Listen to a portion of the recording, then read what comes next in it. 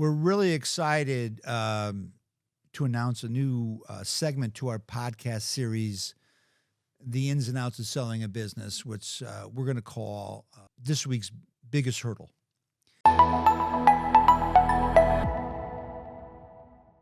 And the goal of these segments, which will be separate episodes on our YouTube channel, as well as our podcast, wherever you may get it, is to kind of provide you with some real world current events, things that we're dealing with on a weekly basis, and how we are navigating those, and what solutions we're coming up with, and how it could possibly impact a deal, and it gives you information for yourself. So when you're thinking about selling or in the process of selling, that it could be something you could, give you some content, something to look at and say, hey, look, I saw this podcast by Osage Advisors and dealing with certain subjects. So,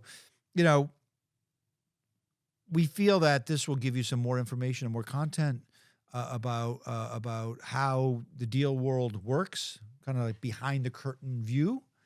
And so we're excited. Again, it's so this week's biggest hurdle, right? So we got a lot going on. Really exciting. We're coming into 2025 with 5 deals under letter of intent. So it's a lot to manage, and we have to be in close contact at all times with our clients. So all these deals are in what we call due diligence, right? We've signed a letter of intent. We agreed on a price, terms, conditions, the whole bit. And so, some deals are farther along. Some deals are just starting. Some deals have some challenges. And it all comes down to, this is when the buyer is doing a CAT scan and MRI in your company. They want to look at everything. 20 years ago, even 25 years ago, when I started Osage, or even before Osage, you look at 3 or 4 key aspects of a business. Obviously, financial, operations, management team, a few other things. Today, it's a different world. And from a business owner, you have to be prepared or get yourself in the mindset that a lot of questions, you thought there was a lot of questions during the process of getting to another letter of intent. The amount of information that's going to be requested by the buyers, the amount of questions that are going to be raised during the process, can feel overwhelming. Our job as Osage is to be with you, like right here, shoulder to shoulder, available 24/7 at all times, because this is when a deal gets done or doesn't get done. And if the process is managed correctly, the communication flow, not only between the buyer and the seller, between us as kind of partners in the deal, your advisor and the client, is not seamless, open, transparent, and honest, then it could cause concern and slow things down. And when you're in due diligence, as we always say, time is not your friend, because things happen that could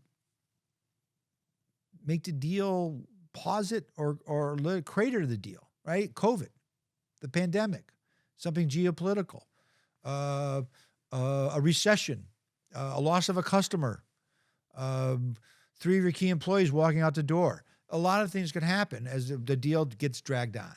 So the due diligence process has to be managed in a very efficient manner at all times.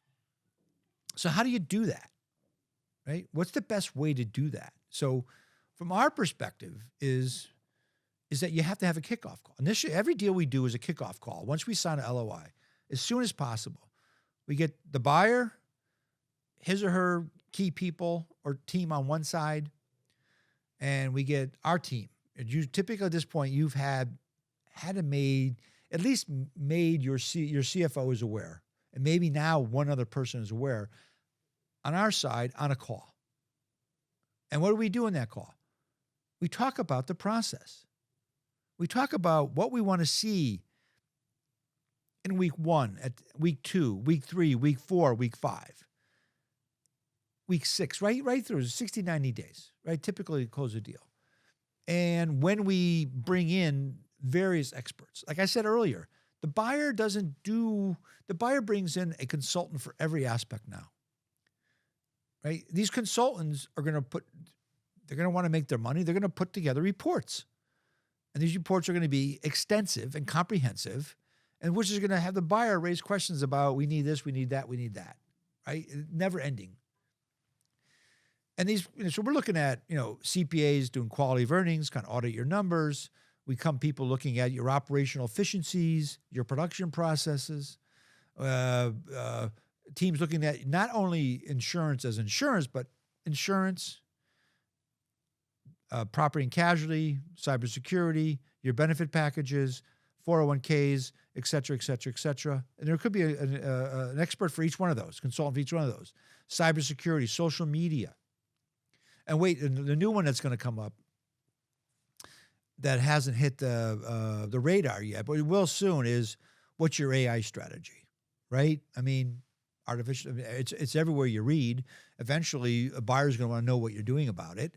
And so our job is to manage all these aspects of the due diligence. It's all parsed out into various different people looking at various different aspects. So just like you have a doctor, right? You have your general, your primary physician, but then you have your cardiologist, your urologist, your orthopedic guy. You have, your eye doc. You have all these different experts now that kind of take a piece of it. Someone has to quarterback it. And that's our job, right? We're quarterbacking on your behalf. So, we have weekly calls. We set up calls weekly, right? So right now we have 5 calls during a week at different times. We have a 10 o'clock call on Wednesday. We have a 3 o'clock call on Thursday. We have a 2 o'clock call on Friday. Everybody comes in. How are we making out? What's happening? What are we doing? Where are we at? What are we checking off? What's still open? Why is it open? We should have been closed out. Is it the buyer not getting to it? Is it our fault that we're not providing the information? And then we need to get back on track. So we're kind of like managing this dashboard of all these different aspects of the due diligence process, right? Which is a big deal. And if things happen during the process that, get waylaid, creates like a hurdle, creates a tension point. And the last thing you want to do is a breakdown of communication, the parties to go silent. So we need this, we need that. And so, okay, and people are busy. You have an outside CPA. You may have a CFO, you may have a controller, but you have your outside CPA provides a lot of work for you. Like we have a deal right now where our client relies heavily on his CPA. Well, here we are, beginning of the year. Where do you think the CPA is going into his busiest time of year? And we're asking him to take on this big burden of providing this financial information that the buyer's going to need. It's not just the financials, the customer lists, vendor lists, top, how much is your customer doing? All, just it goes out, what your margin profile looks like. It can go on and on and on. So as a business owner, as someone thinking about, selling, is like one thing to get to a letter of intent, which is a big move from A to B to C. But once you get there, once you get into the due diligence aspect of a transaction, it is critical. And we spend a lot of time talking to our clients about this. It's critical to be efficient, right? And the only way in the process, right, is the only way to be efficient is to be engaged, at all times during due diligence. And as we get deeper into transaction, these meetings become more frequent because now we're looking at, where's this information for this? Where's this information for that? Right. And our job is to make sure that information flows. So it's extremely important at all aspects of the transaction that we are heavily engaged with our clients to help them through that due diligence process. Well, I hope this was beneficial. Again, this is a new segment to our podcast that we're looking to include to your benefit to provide more content information as what happens in the behind the curtains of a deal. My name is Keith D, president of Osage Advisors. I hope you enjoyed this segment. We're looking forward to doing many, many more as part of our podcast moving forward. If you like today's episode, you can subscribe to our YouTube channel, The Ins and Outs of Selling a Business. To learn more about Osage Advisors, you can go to our website at osageadvisors.com. Feel free to email me with any questions regarding the due diligence, aspects of a transaction, the market itself at kdee at osageadvisors.com, or feel free to pick up the phone and give me a call at 860-767-3273, extension 1001. Thanks for being with us for our new segment, this week's Big Hurdle, and we look forward to seeing you again in the near future, and have a great day.